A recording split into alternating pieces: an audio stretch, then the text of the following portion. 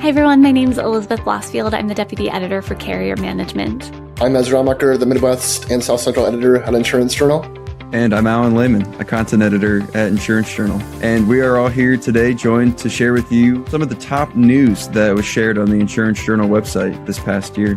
Yeah, it's exciting. I can't believe we're heading into 2026 already, but it's been a big year for Insurance Journal, and we've covered a lot of big news stories, so I'm excited to dive into it. To start off, we have a story about some acquisition news. Brown & Brown made big news in 2025, announcing in June a roughly $9.8 billion agreement to acquire Accession Risk Management, the parent company of Risk Strategies and 180 Intermediaries.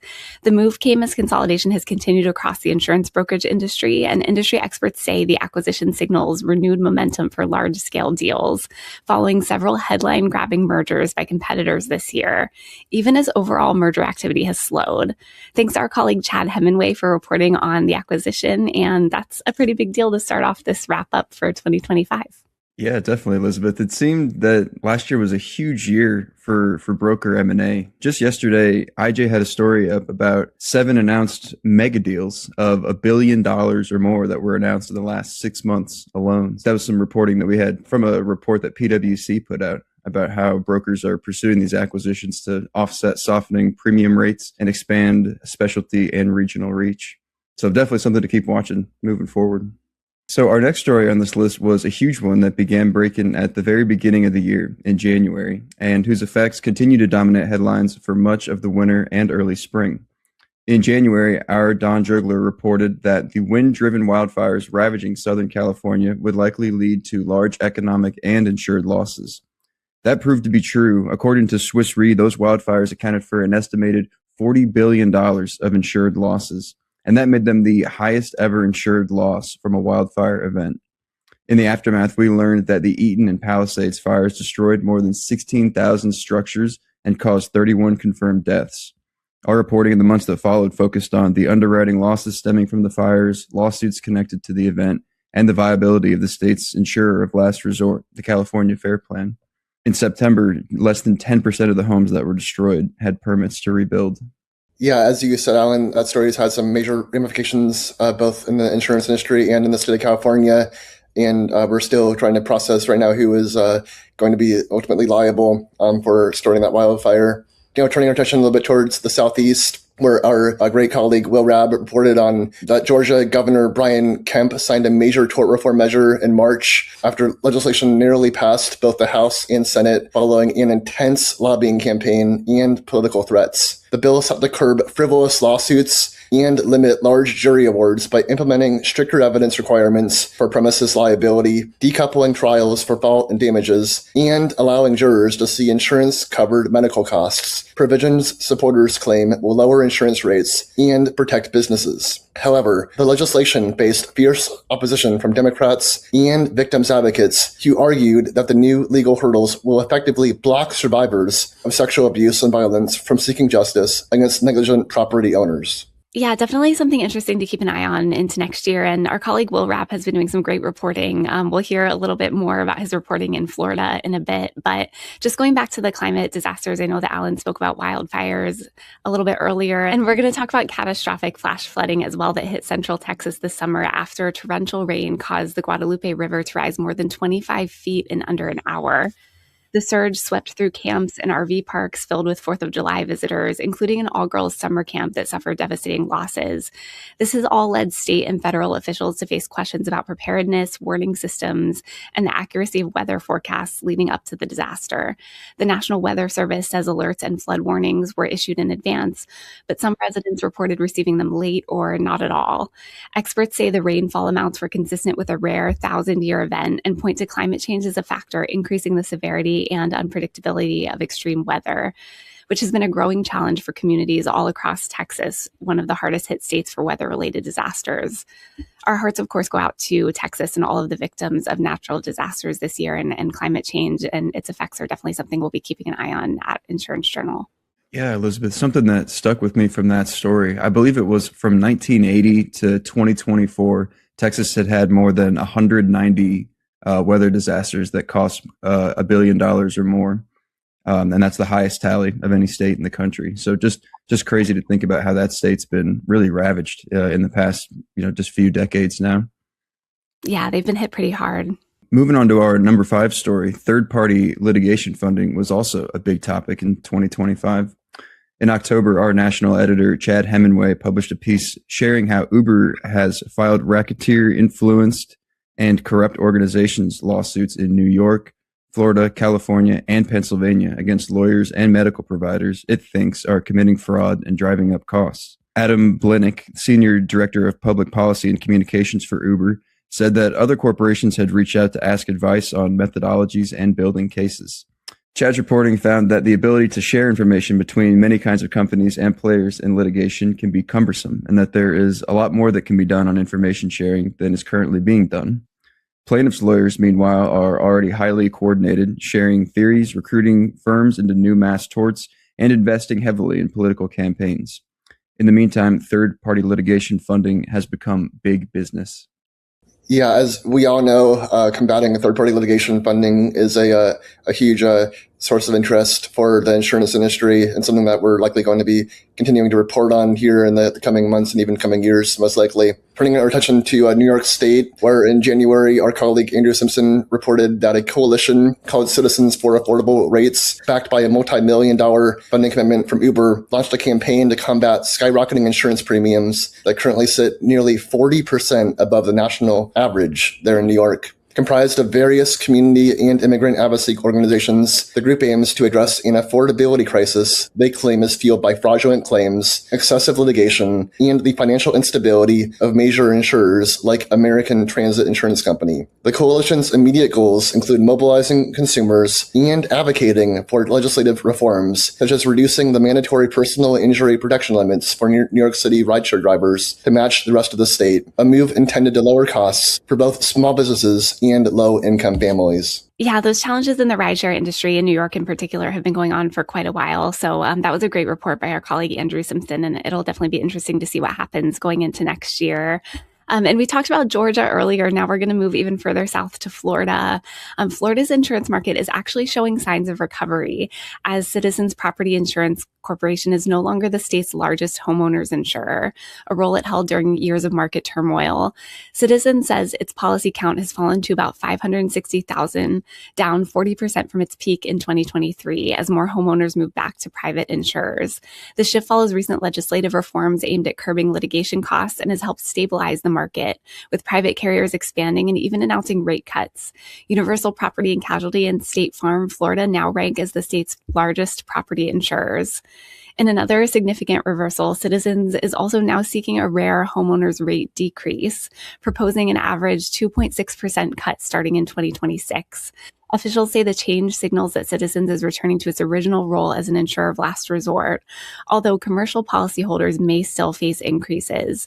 Regulators are expected to review the proposed rate cut early next year, marking another milestone in Florida's steadily improving insurance landscape. So actually some hope on the horizon for the new year in Florida.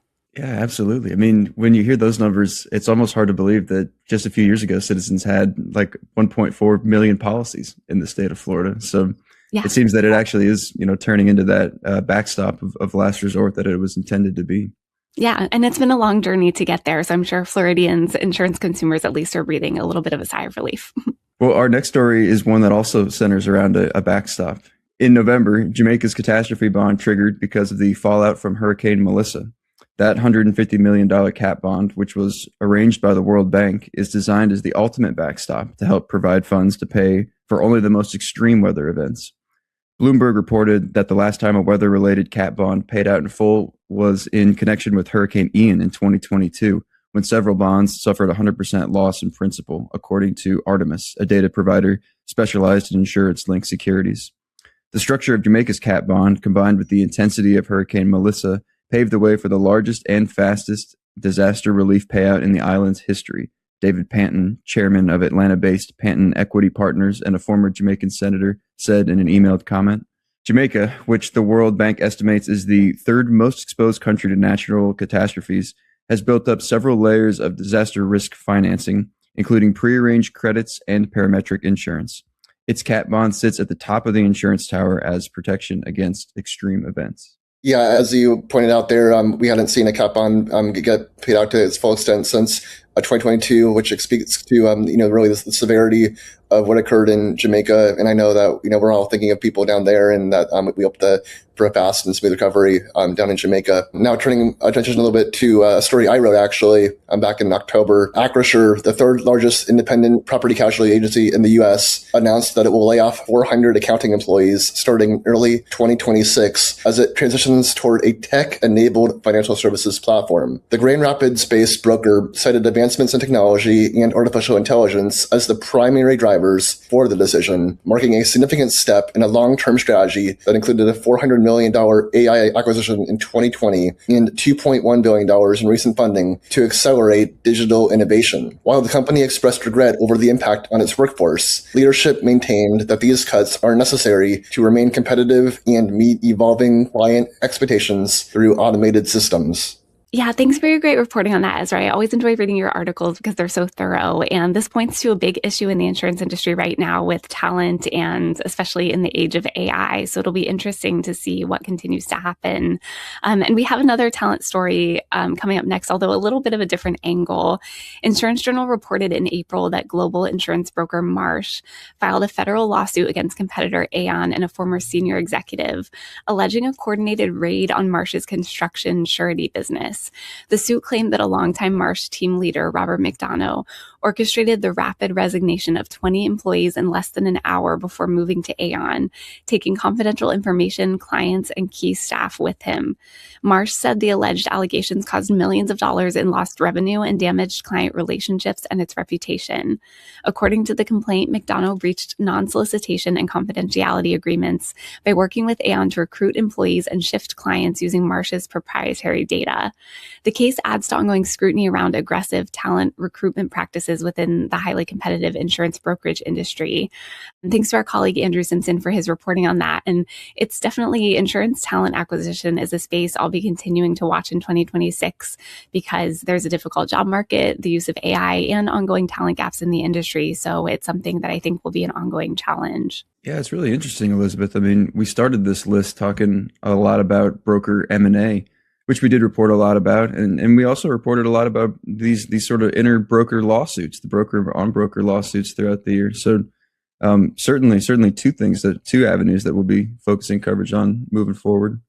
Moving on, cybersecurity headlines dominated the IJ website in late spring when two major insurance companies dealt with cybersecurity issues. Erie Insurance's computer systems went down after the insurer's information security team detected unusual activity on June 7th, and Philadelphia insurance companies dealt with a network outage after disconnected systems to contain a threat from suspicious activity detected on June 9th. Aflac was also hit by a cybercrime attack in June. Then in July, IJ reported that the largely decentralized hacking group known as Scattered Spider had switched its focus from retailers to insurance companies, according to Google Threat Intelligence Group. It's interesting to note that even later in the summer, a portfolio claims analysis shared by Resilience, which is a cyber risk solutions company, showed the year-over-year average cost of individual ransomware attacks rose by 17% in the first half of 2025. Yeah, this is an ongoing issue, as Elizabeth especially reports on with her Insurance Cyber podcast. Now we're seeing insurers themselves be the target of some of these cyber ransom attacks, and that's certainly driving a concern across the industry. Turning to a story that a colleague here, Alan, wrote back in March, AM Best analyst warned that the planned imposition of U.S. tariffs on imports from Canada, Mexico, and China will negatively impact the insurance industry by driving up loss costs in the homeowners and auto lines of business. The tariffs were expected to disrupt established supply chains, leading to higher prices for construction materials like lumber and advanced automotive electronics, which will increase the cost of claims and potentially reverse the stabilizing trend in personal auto insurance. Furthermore, the rating agency cautioned that global economic uncertainty and retaliatory measures could trigger trade credit and political risk insurance claims, while industry groups like the APCIA emphasize that these broad economic barriers may ultimately hurt consumers and slow recovery efforts for those rebuilding after natural disasters. Yeah, thanks, Ezra. Lots going on this year with economic instability, climate disasters, M&A, talent acquisition, and I'm sure all of those trends in insurance will continue into next year. So it'll be interesting for the Insurance Journal team to pay attention to how that all evolves. And I think this has been a really great wrap up. It's always great to connect with you, Ezra and Alan. And it's always interesting to look back on some of our top stories of the year and the great work that our team is doing. Yeah, I agree, Elizabeth. I love being here with you and Ezra to do these wrap-ups. I think it's a lot of fun and gives us just a great chance to highlight, some of the work that we and our colleagues do all throughout the year. Now, we do want to highlight some of the other things that have been happening at Wells Media Group this year. And so one of the big things that came back for its second year in 2025 was the Risky Future Summit, which is a virtual event that's catered to risk management professionals and insurance professionals alike. And we are going to send it over to an overview or a promo trailer here in a second, but we encourage everybody who's watching to also sign up for the 2026 event, which will take place in November. The second annual Risky Future Summit is available on demand. The go-to virtual event built for today's risk managers. This virtual summit will include expert discussion on transportation, commercial auto, climate change, cybersecurity, nuclear verdicts, and more.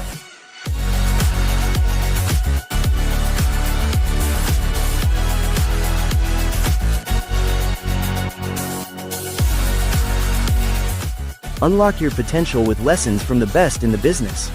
This exclusive event is hosted by Elizabeth Blossfield, Chad Hemingway, Andrea Wells, Alan Lehman, and Ezra Amaker. Visit riskyfuture.com to view the on-demand videos. We definitely want to check out the Risky Future Summit there, and we encourage you to register for the upcoming summit for sure. And we also want to promote Elizabeth's Between the Lines web series. On this past episode, Elizabeth talked to a couple guests. Let's check out a promo for that episode. Don't miss this new episode of Between the Lines. AI on the front lines of disaster risk management, on demand now.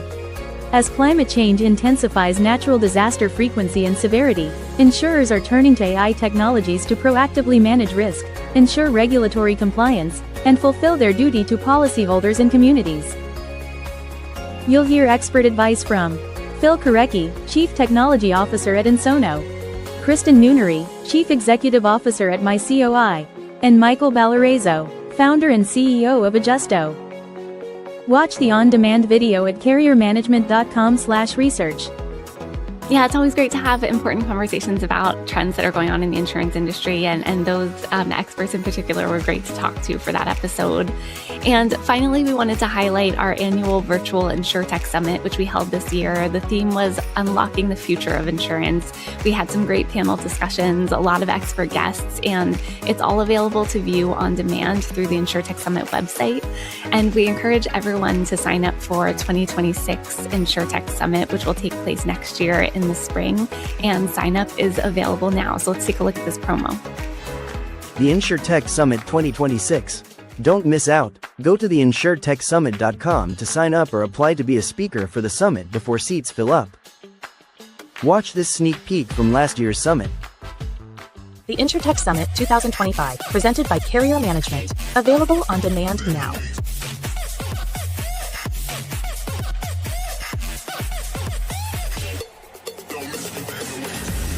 Join industry leaders as we explore overcoming legacy systems, integrating artificial intelligence, legal pitfalls, and insurer-insurtech collaboration.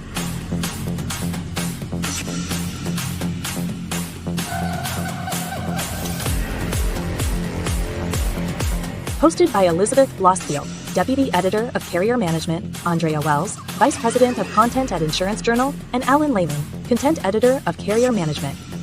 A special thank you to our key takeaway sponsor, Snowflake. And a big thank you to our sponsors, Leah and Agent Tech. Well, we have a great team of colleagues here at Wells Media, and as the year 2025 comes to a close and we head into a new year, we just wanted to thank our team for all of their great work. So we have a wonderful team of editors at Insurance Journal, Claims Journal, and Carrier Management who are bringing great coverage to our readers and are such a pleasure to work with. So we wanted to say thank you, first of all, to all of our editors here at Wells Media. Definitely, and we also want to thank the entire Wells Media team, everyone behind the scenes, everyone who's a part of this operation, who helps Wells Media create the best insurance news in the landscape. So thank you all. Yeah. I think we should give special shout outs to two groups of people. The first being our new media team, Ashley Cochran and Ashley Waldrop, who are behind the scenes on all these videos and helping us bring them to life. And helping us with the conferences and doing so much organizing and so much work that never really gets seen, but really makes all this stuff possible. So a huge shout out to them. And also a big shout out to our leadership team of Josh Carlson, Julie Tinney, and Andrea Wells, who have been guiding us and sort of encouraging us to take on these new projects. So big shout out to everybody involved there. Yeah, absolutely. And finally, we couldn't do any of this without our audience. So thank you so much to all of our readers, viewers, and listeners to our videos and podcasts. You've been such a huge source of support for our whole team as well. And we're looking forward to bringing you a lot of great content in the new year. So happy New Year, everybody, and thanks for tuning in.